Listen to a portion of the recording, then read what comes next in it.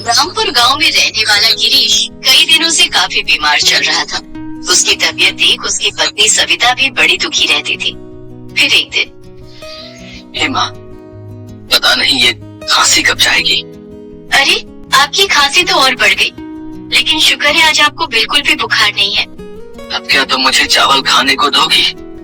मेरा कई दिनों से चावल खाने का मन है। चावल? लेकिन घर में तो एक मुट्ठी भी चावल नहीं है। इस सोच में डूब गई सविता। बताओ ना, तुम मेरे लिए चावल पकाओगी क्या? अब हाँ बिल्कुल। अभी आप सो जाइए, तब तक मैं आपके लिए चावल पका देती हूँ। बेचारी सविता सोच में पड़ जाती है कि आखिर वो चावल कहाँ से लाए। उसके पास तो पैसे भी नहीं है। फिर उसे पड़ोस में रहने वाली अपनी देवरानी तारा का ख्याल आता है। हाँ, ये सही रहेगा। अभी कुछ चावल देवरानी जी से उधार ले आती हूँ। जब मेरे पास पैसे होंगे तब मैं उसे लाकर दे दूंगी। सविता तारा के घर चली जाती है। तारा, अरे ओ तारा, ओफो, इस मुसीबत को भी अभी आना था। रसेदार मुर्गा भी पका नहीं और सूंघते हुए पहले ही पहुंच गई। नहीं तारा, मैं रसेदार मुर्गा लेने नहीं आई। तो फिर क्या लेने आई हो? तुम तो जानती हो तुम्हारे जेठ जी कई दिनों से बिस्तर पर बीमार पड़े हैं। आज उनका चावल खाने का बड़ा मन है, लेकिन अभी वो काम पर नहीं जा पा रहे, तो घर चलाने में बड़ी दिक्कत हो रही है।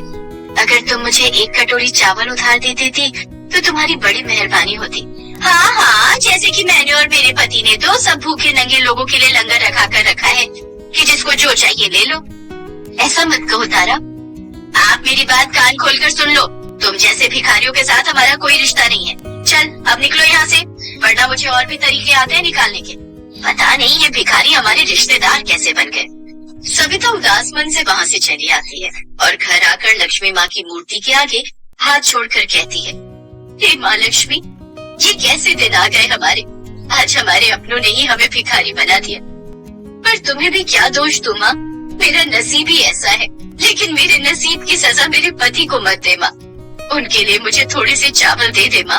अगर आज मैं अपने बीमार पति को चावल नहीं खिला पाई तो मैं तो शर्म से मर जाऊंगी माँ। हम पर दया करो माँ, दया करो। दूसरी तरफ तारा और उसका पति विजेंद्र बड़े ही मजे से रसीदार चिकन और चावल का आनंद उठा रहे होते हैं। भाई वाह, क्या स्वाद है। मजेदार मुर्गा बनाया भैया, मजा आ गया। तुम्हारे हाथों में तो जादू है। चलो इसी बात पर इनाम के तौर पर मैं तुम्हारे लिए सोने के कंगन बनवा दूंगा, ठीक है? आप कितने अच्छे हो जी। आपको पता है आज वो जेठानी मुझसे चावल मांगने आई थी। तो तुमने दे दिए क्या? अरे नहीं, पागल हो क्या जो मैं उसे चावल दूंगी। अगर आज दे दिया तो रोज ही कटोरा लेकर चली आएगी। बिल्कुल सही किया तुमने। भाग्यवान, तुम जितनी चालाक दिखती हो, असल में उससे कहीं ज्यादा हो। सविता के कष्ट सुनकर लक्ष्मी माँ उसे दर्शन देती है और कहती है, सविता, मैंने तुम्हारे सारे कष्ट सुन लिए हैं। ये लो जादुई घड़ा। तुम जब भी इसको उल्टा करोगी तो इसमें से कुछ न कुछ जरूर पाओगी। लेकिन हाँ, ज्यादा लालच मत करना। तुम्हें इसमें से जितना चाहिए उतना ही तुम निकालना। ये कहकर लक्ष्मी माँ अंदर ध्यान हो जाती है। अरे क्या मैंने कोई सपना देखा या सच में? अरे ये क्या? ये तो वही जादुई घड़ा है जिसके बारे में लक्ष्मी माँ ने बताया था। इसके बाद सविता उस छोटे से जादुई घड़े को उल्टा करती है तो उसमें से छोटे छोटे सोने के सिक्के निकलते हैं। वो उन्हें लेकर गांव के सुनार के पास जाती है। काका, जरा आप देखेंगे कि ये क्या है? अरे ये तो छोटे छोटे सोने के सिक्के हैं, लेकिन ये तुम्हें कहाँ से मिले? बस समझ लीजिए कि ऊपर वाले की कृपा मुझ पर बरसी है। क्या आप इसके बदले मुझे थोड़े से पैसे दे देंगे चावल के लिए? पैसे? अरे इसके बदले में तो मैं तुम्हें नोट देता हूँ, नोट। वो सुनार काका उसे कुछ रुपए देता है जिनसे सविता दाल चावल खरीद कर घर ले जाती है और अपने पति के लिए दाल चावल पकाती है। खाने की खुशबू जब तारा के घर में आती है तो वो जाकर उसकी खिड़की से झांक कर देखती है। अरे अभी तो ये भिखारिन मुझसे चावल मांगने आई थी, अचानक इसे ये चावल कहाँ से मिले? हे लक्ष्मी माता, आपकी कृपा से आज कितने दिनों बाद मेरे घर पर चावल बने हैं। आपने जो मुझे जादुई घड़ा दिया था उसकी मैं कल से खूब पूजा करूंगी माँ। ओहो, तो ये सारा राज उस जादुई घड़े का है। अब तो वो मुझे चुराना ही पड़ेगा। सविता गिरीश के लिए दाल चावल लेकर उसे खिलाने उसके कमरे में जाती है। तब तक तारा चुपके से मंदिर से वो जादुई घड़ा चुरा कर ले जाती है। इतने से घड़े से इतने सारे चावल आखिर निकलेंगे कैसे? कुछ भी समझ नहीं आ रहा। अरे ये क्या कर रही हो तुम? अरे ये क्या देख रही हूँ मैं? इसमें से तो सोने के छोटे छोटे बिस्कुट निकल रहे हैं। अरे सचमुच में सोने के बिस्कुट हैं। हमारी तो नसीब खुल गए। आखिर ये लाई कहाँ से? तुम्हारे भाई के घर से चुरा कर लाई हूँ ये जादुई घड़ा जो उनको लक्ष्मी माँ ने दिया है। अरे भाग गए, हमारे दिन ही निकल गए। विजेंद्र उन सोने के बिस्किट्स के ढेर को एक बैग में भर लेता है। मैं जल्दी से इसे बाजार में बेच कर आता हूँ।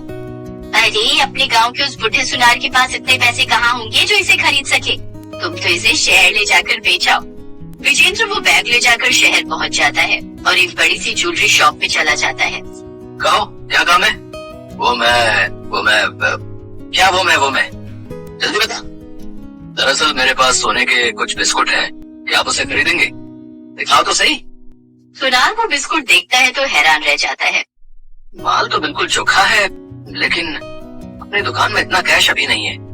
तो एक काम करो, तुम यहीं पर इंतजार करो, मैं अभी कैश लेकर आता हूँ। कुछ देर बाद सुनार पुलिस के साथ दुकान में वापस आता है।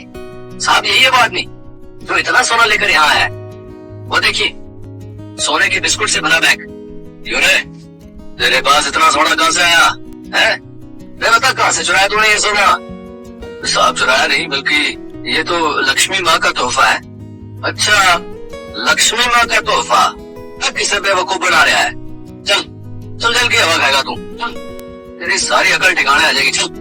पुलिस विजेंद्र को गिरफ्तार करके उसके गांव जाती है और तारा को भी गिरफ्तार कर लेती है। चलो रे, सोने के बिस्कुट चुरा कर बाजार में बेचते हो और कहते हो लक्ष्मी माँ ने तोहफे में दिया है? दोनों मियाँ बीवी जेल में सड़ोगे तभी तुम्हारी अकल ठिकाने आएगी। सविता पुलिस की सारी बातें सुन लेती है। सोने के बिस्कुट? अरे कहीं मेरा वो जादुई घड़ा देवरानी और देवर जी ने चुरा तो नहीं लिया? सविता उनके घर जाकर देखती है तो वो जादुई घड़ा उसकी देवरानी के घर में ही रखा होता है। सविता उस जादुई घड़े को उठाकर नदी में ले जाकर बहा देती है। मुझे माफ कर दीजिए लक्ष्मी माँ, मैं इस जादुई घड़े को अब अपने पास और नहीं रख सकती माँ। इसे देखकर सबको लालच आ जाता है। क्षमा कीजिए माँ, क्षमा कीजिए। तुम्हारी ईमानदारी से मैं प्रसन्न हुई। मैं तुम्हें आशीर्वाद देती हूँ कि तुम्हें कभी किसी भी चीज की कमी नहीं होगी। आपकी मुझ गरीब पर इतनी कृपा, आपका बहुत बहुत शुक्रिया माँ, आपका बहुत बहुत शुक्रिया। इसके बाद गिरीश भी पूरी तरह स्वस्थ हो जाता है और उसे एक अच्छी नौकरी मिल जाती है। लक्ष्मी माँ अपने आशीर्वाद से उनका घर धन धान्य से भर देती है। अब उनके पास खुद का बड़ा घर था, गाड़ी थी और सभी सुख सुविधाएं थी। तो दोस्तों, वीडियो अच्छी लगे तो वीडियो को लाइक और चैनल को सब्सक्राइब करें। मिलते हैं अपनी नई वीडियो में। जय माता दी।